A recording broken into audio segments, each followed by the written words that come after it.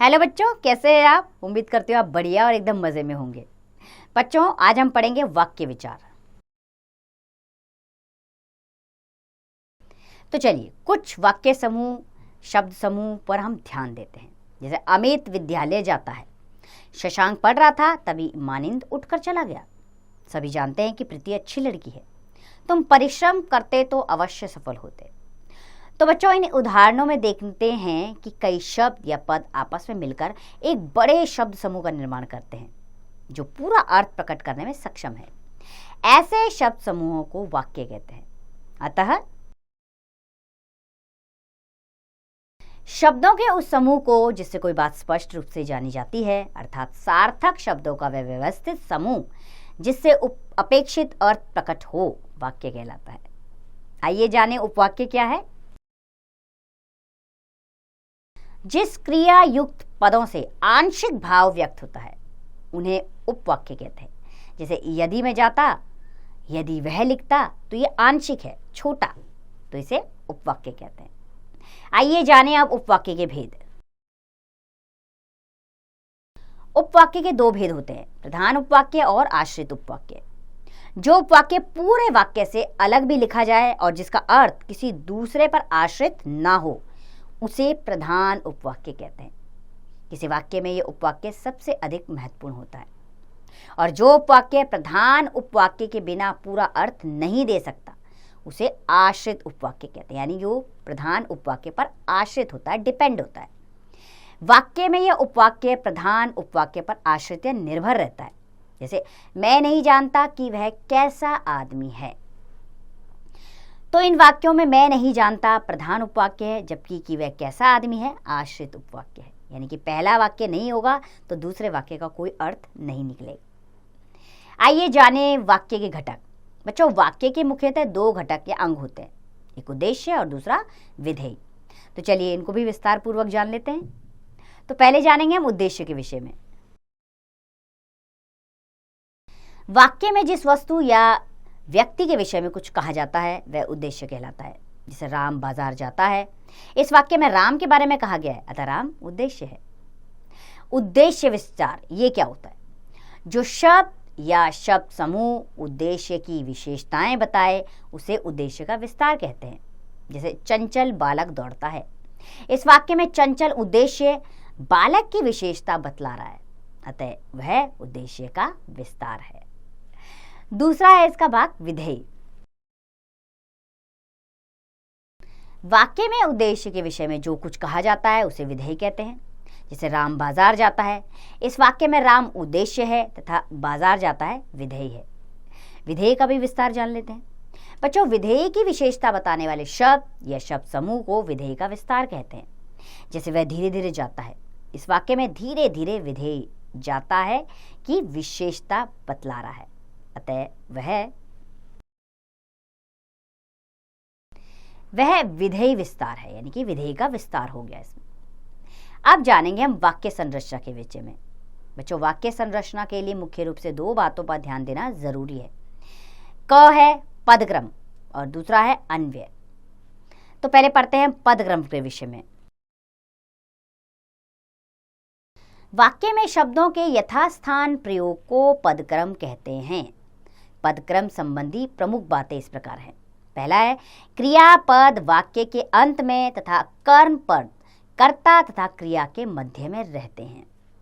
दूसरा, कर्ता, कर्म और क्रिया के अर्थों में वृद्धि करने वाले विशेषण और क्रिया विशेषण पद तथा पदबंध तत्संबंधी पदों से पहले लगते हैं। और तीसरा है बच्चों, संबंध कारक संबंधी शब्द से पूर्व रहता है। और चौथा, संबोधन पद और विस्मयादिबोधक पद यदि हो तो वाक्य के आरंभ में आते हैं, अन्यथा कर्ता ही वाक्य के आरंभ में रखे जाते हैं। पांचवा है बच्चों, प्रश्नवाचक पद प्रश्न के विषय से पूर्व लगाया जाता है। और छठा, शेष कारक कर्ता और कर्म के मध्य रखे जाते हैं, परंतु यदि एक वाक्य में एकाधिक कारक रूपों का प्रयोग हो तो उन्हें उल्टे क्रम से रखा जाता है। और सातवां है पूर्वकालिक क्रिया प्रायः मुख्य क्रिया से पहले आती है। यदि वाक्य में कर्म भी हो तो वह उससे पहले लगती है। और आठवां, निषेधात्मक ना या नहीं प्रायः क्रिया से पहले आता है, परंतु आग्राहतक न वाक्य के अंत में आता है। और 9वां है बच्चों, मिश्र वाक्य में प्राय प्रधान उपवाक्य को पहले तथा आश्रित उपवाक्य को बाद में रखते हैं। और 10वां, मिश्र और संयुक्त वाक्यों में योजक 2 उपवाक्यों के मध्य में रखे जाते हैं। तो चलिए अब अन्वय के विषय में जान लेते हैं। बच्चों, अन्वय का अर्थ है मेल। वाक्य रचना करते समय संज्ञा, क्रिया आदि पदों के लिंग, वचन आदि में परस्पर मेल होना चाहिए। जैसे पुल्लिंग संज्ञा के लिए स्त्रीलिंग, क्रिया का प्रयोग उचित नहीं होगा। वाक्य में कर्ता और क्रिया का, कर्म और क्रिया का, संज्ञा और सर्वनाम का, विशेष्य और विशेषण का तथा संबंध और संबंधी का अन्वय अर्थात मेल रहना चाहिए। आइए इसी बात पर हम विचार कर लेते हैं। पहला है कर्ता और क्रिया का अन्वय। यदि कारक चिन्ह रहित कर्ता की क्रिया कर्ता के अनुसार होती है, जैसे मोहन पढ़ता है। दूसरा, कर्म और क्रिया का अन्वय। कर्ता के साथ कारक चिन्ह और कर्म चिन्ह रहित हो तो क्रिया कर्म के अनुसार होती है। जैसे मोहन ने अखबार पढ़ा, मोहन ने चिट्ठी लिखी। तीसरा है संज्ञा और सर्वनाम का अन्वय। वाक्य में सर्वनाम के लिंग, वचन और पुरुष संज्ञा के अनुसार ही होते हैं। हिंदी में आदर सूचक भाव व्यक्त करने के लिए सर्वनाम का प्रयोग बहुवचन में होता है। जैसे राम से पूछो कि वे खाएगा या नहीं। डॉक्टर राजेंद्र प्रसाद भारत के प्रथम राष्ट्रपति थे। चौथा है विशेष्य और विशेषण का अन्वय। विशेषण का लिंग, वचन विशेष्य के अनुसार होता है। जैसे अच्छा बच्चा, अच्छे लड़के। एक से अधिक विशेषण होने पर भी यही नियम लागू होता है। जैसे लाल पीले फूल। पांचवा है संबंध और संबंधी का अन्वय। संबंधवाचक शब्दों के लिंग और वचन संबंधों के अनुसार होते हैं। जैसे वह मेरा अखबार है, वह मेरी पुस्तक है। यदि भिन्न लिंग की संज्ञाएं संबंधी रूप में आए तो संबंध चिन्ह पूर्व की संज्ञा के अनुसार होता है। जैसे मेरा पुत्र और पुत्री गाड़ी में है। चलिए बच्चों, वाक्यों के भेद जानें। सामान्यतः 2 आधारों पर वाक्यों के भेद किए जाते हैं। पहला है अर्थ के आधार पर और दूसरा रचना के आधार पर। तो सबसे पहले हम जानेंगे अर्थ के आधार पर वाक्य के भेद। अर्थ के आधार पर वाक्य के 8 भेद होते हैं। पहला है विधानवाचक। जिन वाक्यों में क्रिया के करने या होने का सामान्य कथन हो उन्हें विधानवाचक वाक्य कहा जाता है। जैसे वह प्रतिदिन व्यायाम करता है। और दूसरा है निषेधवाचक। जिन वाक्यों में क्रिया के ना होने या ना करने का कथन हो, यानी कि नहीं हो रही क्रिया, उन्हें निषेधवाचक वाक्य कहते हैं। जैसे मेधावी छात्र परीक्षा में चोरी नहीं करते। तीसरा है संदेहवाचक। जिन वाक्यों में संदेह या संभावना का बोध हो उन्हें संदेहवाचक वाक्य कहते हैं। जिसे मुझे नहीं लगता कि वह पास हो जाएगा। और चौथा है इच्छावाचक। जिस वाक्य में वक्ता की इच्छा, कामना, आशा, आशीर्वाद आदि का बोध होता है उसे इच्छावाचक वाक्य कहते हैं। जैसे भगवान आपको सदा स्वस्थ रखे, तुम्हारी यात्रा मंगलमय हो। पांचवा है प्रश्नवाचक। जिस वाक्य से किसी प्रकार के प्रश्न किए जाने का बोध हो उसे प्रश्नवाचक वाक्य कहते हैं। जैसे क्या तुम विद्यालय जा रहे हो, प्रश्न किया जा रहा है तो प्रश्नवाचक वाक्य है। छठा है संकेतवाचक। जिस वाक्य में एक क्रिया का होना दूसरी क्रिया पर निर्भर हो उसे संकेतवाचक वाक्य कहा जाता है। जैसे तुम परिश्रम करते तो अवश्य सफल होते। सातवां है आज्ञावाचक। जिन वाक्यों से आज्ञा, अनुमति, अनुरोध, आदेश आदि का बोध हो उन्हें आज्ञावाचक वाक्य कहा जाता है। जैसे क्या मैं अंदर आ सकता हूं, सदा सच बोलो। और आठवां है विस्मय आदि बोधक।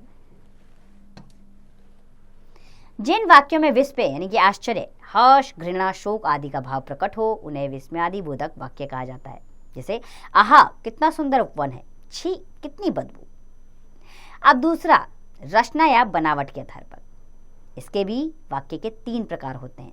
पहला है साधारण वाक्य या सरल वाक्य, दूसरा मिश्र या मिश्रित वाक्य और तीसरा संयुक्त वाक्य। तो चलिए पहले जानें सरल वाक्य के विषय में। जिस वाक्य में एक ही उपवाक्य हो अर्थात एक कर्ता और एक ही क्रिया हो उसे सरल वाक्य कहते हैं। जैसे लड़की सुंदर है, इस वाक्य में एक उद्देश्य और एक विधेय रहता है। दूसरा मिश्र वाक्य। जिस वाक्य में एक प्रधान उपवाक्य तथा दूसरा आश्रित उपवाक्य हो वह मिश्र वाक्य कहलाता है। जिसे सभी जानते हैं कि तुम अच्छे विद्यार्थी हो।